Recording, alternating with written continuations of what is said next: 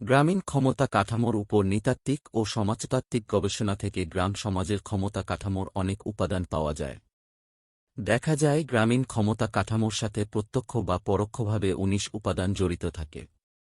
এ উপাদান বা উৎসসমূহ একটি অপরটির সাথে ওতপ্রোতভাবে সম্পর্কিত। বিশ্লেষণের সুবিধার্থে উপাদানসমূহের ৬টিকে স্বাধীন চলক, বাকি ১৩টিকে নির্ভরশীল চলক হিসেবে চিহ্নিত করা যায়। সবগুলো চলকের মধ্যে ভূমি মালিকানা হচ্ছে সবচেয়ে গুরুত্বপূর্ণ এবং একটি স্বাধীন চলক।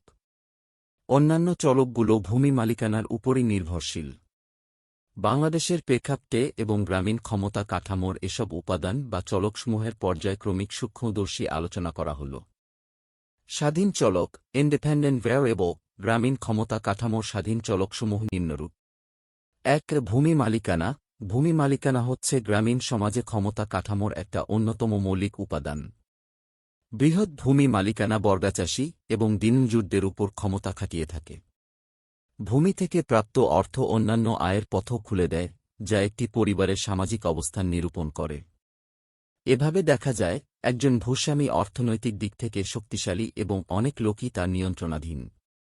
২. অর্থনৈতিক শক্তি। অর্থনৈতিক শক্তিও গ্রামীণ সমাজ কাঠামোর একটি গুরুত্বপূর্ণ উপাদান।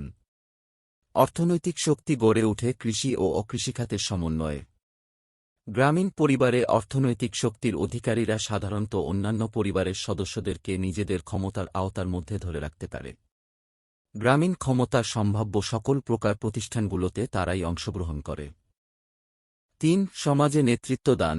গ্রাম সমাজের নেতৃত্বদানে গ্রামের প্রভাবশালী ব্যক্তিদের ভূমিকা খুবই অগ্রগণ্য। অধিকাংশ ক্ষেত্রে যারা অধিক ভূমির মালিক তারাই গ্রামে নেতৃত্ব দিয়ে থাকে। সমাজের নেতারা সাধারণত দুটি কাজ করে, যেমন ধর্মীয় প্রথা ও উৎসগুলোর পরিকল্পনা এবং সামাজিক সমস্যা, লোকজনের বিবাদ মীমাংসার জন্য সালিসি ব্যবস্থা করে। ৪. বংশীয় ক্ষমতা। গ্রামীণ ক্ষমতা কাঠামোতে বৃহৎ বংশের লোকেরা যথেষ্ট ক্ষমতার অধিকারী হয়ে থাকে, কেননা তাদের থাকে এক বিরাট জনবল। উচ্চবংশীয় পরিবারগুলো অন্যান্য পরিবারকে প্রভাবিত করার ক্ষমতা রাখে। ৫. জ্ঞাতিগোষ্ঠী। গ্রামীণ ক্ষমতা কাঠামোর উৎস হিসেবে জ্ঞাতিগোষ্ঠীর প্রভাব উল্লেখ করা যায়। গ্রাম প্রশাসনের নিকটতম প্রতিষ্ঠান হচ্ছে ইউনিয়ন পরিষদ। সাধারণভাবে দেখা যায় এসব সামাজিক প্রতিষ্ঠানে নেতৃত্ব করার জন্য প্রয়োজন অধিক পরিমাণে আত্মীয়স্বজনের সাহায্য। ক্ষমতায় অংশগ্রহণের জন্য সবসময় চলে এক গোষ্ঠীর সাথে অন্য গোষ্ঠীর প্রতিদ্বন্দ্বিতা। গ্রামীণ ভোটাভুটির সময় অধিক আত্মীয়স্বজনের অধিকারী ব্যক্তিরাই জয়লাভ করে থাকে।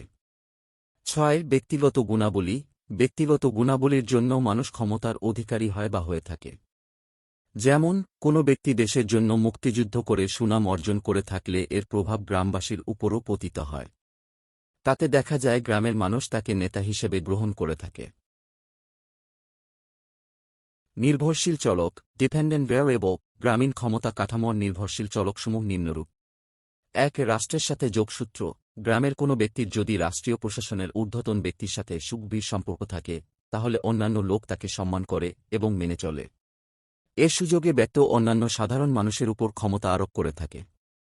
২. গ্রাম সরকার ইউনিয়ন পরিষদের নেতৃত্ব। গ্রামীণ মানুষ দেশের প্রশাসনিক ক্ষমতা কাঠামোর প্রাথমিক ধাপ গ্রাম সরকার ইউনিয়ন পরিষদের সদস্যগণকে বিভিন্ন কারণেই মেনে চলে। এ সদস্যগণ গ্রামের জনগণ দ্বারাই নির্বাচিত এবং তারা যথেষ্ট ক্ষমতাবান।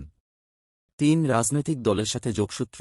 বিভিন্ন রাজনৈতিক দলের সমর্থক গোষ্ঠী গ্রামে দেখা যায়। রাজনৈতিক সাথে সম্পৃক্ত ব্যক্তিরা নিজেদেরকে ক্ষমতাবান বলে প্রচার করে। বিশেষ করে ক্ষমতাসীন দলের সাথে জড়িত তারা সবসময় নিজেদের প্রভাব খাটিয়ে গ্রামের সমস্যা সমাধানের চেষ্টা করে। ৪. শহরের সাথে যোগসূত্র। গ্রামের সহজ সরল মানুষ মনে করে যারা শহরে থাকে তারা যথেষ্ট ক্ষমতার অধিকারী। এছাড়া শহরের লোকেরা অনেক সময়ই নিরীহ গ্রামবাসীদের মধ্যে নিজেদের ক্ষমতার কথা প্রচার করে। ৫. শিক্ষা। বর্তমানকালে দেখা যায় গ্রামের শিক্ষিতরা গ্রামীণ ক্ষমতা কাঠামোতে যথেষ্ট প্রভাব রাখে। গ্রামের সাধারণ মানুষ কোনো সৎ পরামর্শের জন্য বা জমি সংক্রান্ত কাগজপত্র দেখানোর জন্য অনেক সময় শিক্ষিত ব্যক্তিদের শরণাপন্ন হয়। এভাবে শিক্ষিতরা গ্রামীণ ক্ষমতা কাঠামোতে নিজেদের স্থান করে নেয়।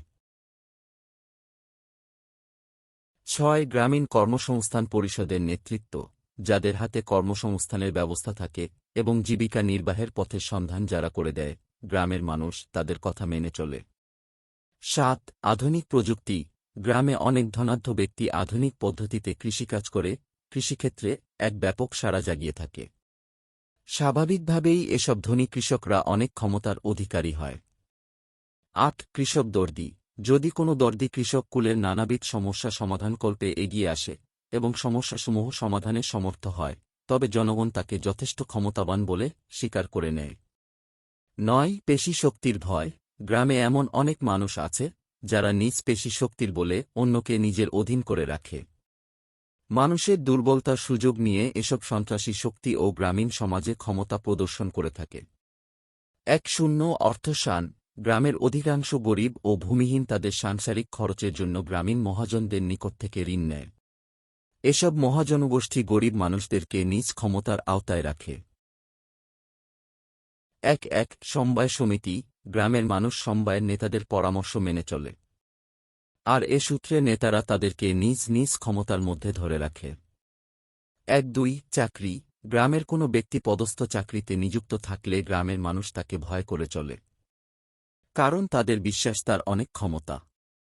৩. জনগণের সমষ্টিবদ্ধতা। গ্রামের মানুষ যারা একতাবদ্ধ হয়ে বাস করে তারা নিজেদেরকে বিশেষ ক্ষমতার অধিকারী মনে করেন। তাই গ্রামীণ সমাজের সমষ্টিবদ্ধতা গ্রামীণ ক্ষমতা কাঠামোর অন্যতম উপাদান। পরিশেষে বলা যায় গ্রামীণ ক্ষমতার মূল উৎস হচ্ছে ভূমি। ভূমি মালিকানার উপর নির্ভর করেই গ্রামীণ ক্ষমতা গড়ে। ঐতিহ্যগতভাবে গ্রাম পর্যায়ে বাংলাদেশে বৃহৎ ভূমি গোষ্ঠী নেতৃত্ব দিয়ে থাকে এবং তারাই গ্রামে ক্ষমতা প্রয়োগ করে আসছে। গ্রামে ক্ষমতার ব্যবহার বিভিন্ন কাজের মাধ্যমে লক্ষ্য করা যায়, যেমন গোলযোগ মেটানো, সামাজিক অনুষ্ঠান প্রতিষ্ঠানের ক্ষেত্রে, নির্বাচনকে কেন্দ্র করে, ঋণ বা রিলিফ বণ্টনের মাধ্যমে এবং অন্যান্য গ্রাম উন্নয়নমূলক কাজকর্মে। গ্রামে সম্পদ অসমভাবে বণ্টিত বিদায় ক্ষমতাও অসমভাবে বণ্টিত।